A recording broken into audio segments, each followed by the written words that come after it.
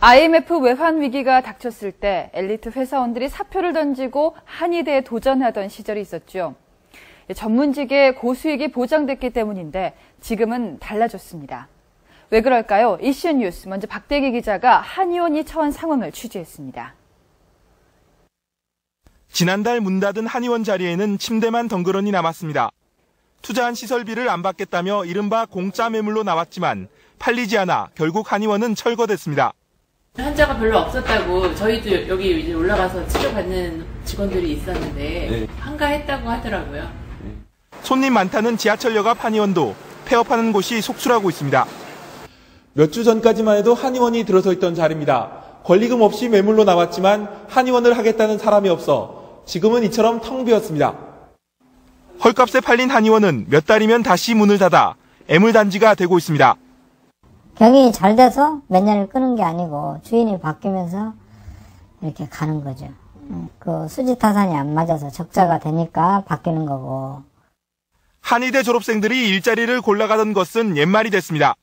한 사람 뽑는데 30이 몰려가지고 경쟁률 30대 1 정도 돼서 뽑게.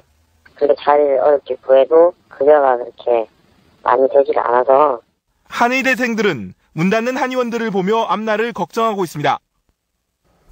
네, 한의업계 사정이 녹록지 않습니다. 김나나 기자 나왔습니다. 김 기자, 매해 배출되는 한의사 수만 해도 꽤 될 것 같은데요.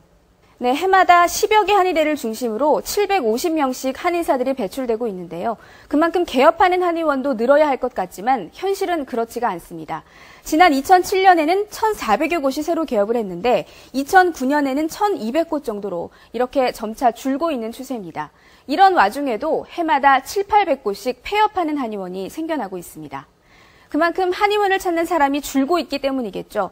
실제로 전체 의료기관 진료비는 이렇게 해마다 늘고 있지만 여기에서 한의원이나 한방병원 진료비가 차지하는 비율은 불과 5.3%로 지난 2005년 이후 계속 감소 추세입니다. 한의원 매출도 신고된 기준으로 집계된 것이긴 합니다만 평균 2억 5천만 원 정도로 이비인후과나 피부 비뇨기과 같은 다른 곳에 비해서 턱없이 적은 것으로 집계되고 있습니다. 한의학이 어려움에 처한 근본적인 이유는 무엇인지 김종환 기자가 취재했습니다. 대형마트의 건강식품 코너마다 건강보조식품들로 넘쳐납니다. 이 마트의 경우 이번 설을 앞두고 1억 3천만 원어치가 팔렸습니다. 연 매출액도 해마다 30% 정도씩 늘어나는 추세입니다. 휴대라든지 그게 상당히 용이하다 보니까 뭐 약효라든지 효능도 큰 차이가 없는 것 같고.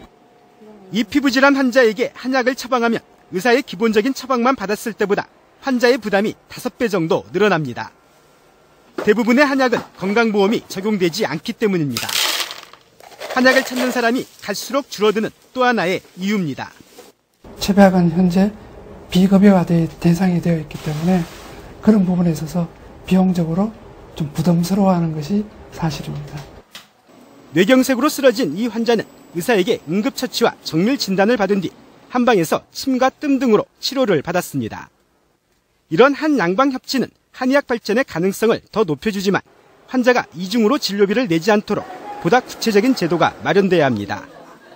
한방과 양방의 협진에 있어서는 서로 어떤 상대방을 존중하고 신뢰하는 게 가장 우선이라고 생각이 됩니다. 네, 지금 스튜디오에 색색깔의 예쁜 음료들이 나왔는데요. 김 기자, 이게 한약이라고요? 네, 한약하면 보통 보기만 해도 쓴맛이 연상되는 검은 액체를 상상하실 텐데요. 이렇게 주스처럼 예쁘게 색을 입혀서 무엇보다 한약을 부담스러워하는 어린이들에게 좋은 반응을 얻고 있다고 합니다. 이렇게 다양한 방법으로 활로를 찾고 있는 한의원들을 취재했습니다.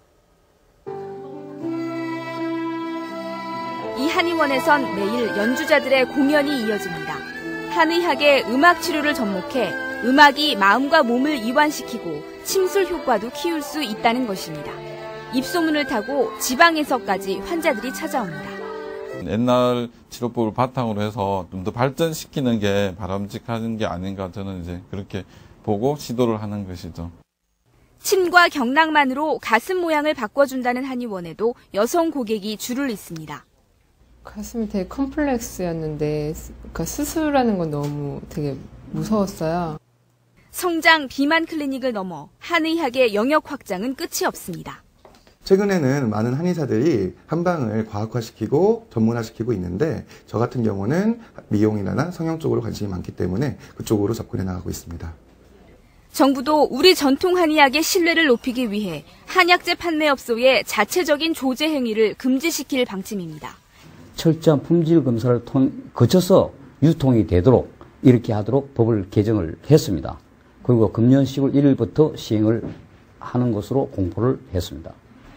또 올해 안에 유통 과정을 일일이 공개하는 한약 이력 추적제도 도입되는 등 벼랑 끝에 몰린 한의학의 활로 찾기가 본격화하고 있습니다. KBS 뉴스 김나나입니다.